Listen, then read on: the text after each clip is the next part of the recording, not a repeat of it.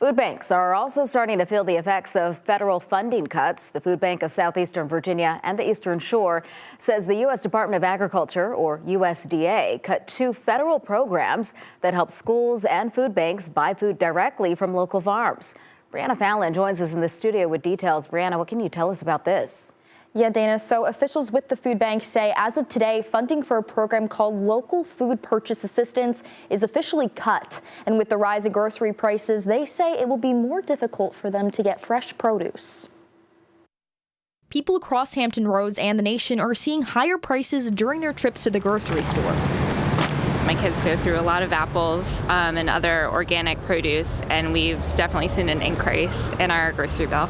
Especially when it comes to protein and produce. Some of the prices of regular produce have reached the price of organic. And with federal funding cuts, another challenge is on the table for nonprofits aiming to help people who cannot afford the rise in grocery prices. What makes it difficult is for food banks, we're already stretched really thin. So any kind of cut, there's only really one thing to cut: food. Christopher Tand, the CEO of the Food Bank of Southeastern Virginia and the Eastern Shore, said the food bank gets federal funding through the Local Food Purchase Assistance Program, which gave the nonprofit money to purchase fresh produce and protein from local farmers. He said since January, federal funding was on a freeze, and now it's officially cut. Food insecurity doesn't know politics, it doesn't know race, it doesn't know religion.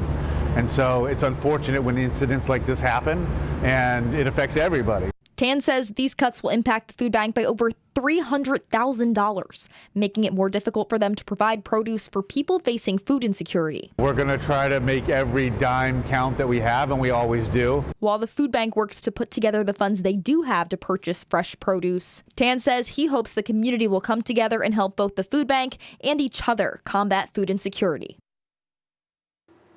And again, in addition, officials at the food bank say they anticipate a loss of $1.5 million in congressionally directed funding, which they plan to use to design a new food bank facility with a larger capacity. Brianna Fallon, 13 News Now.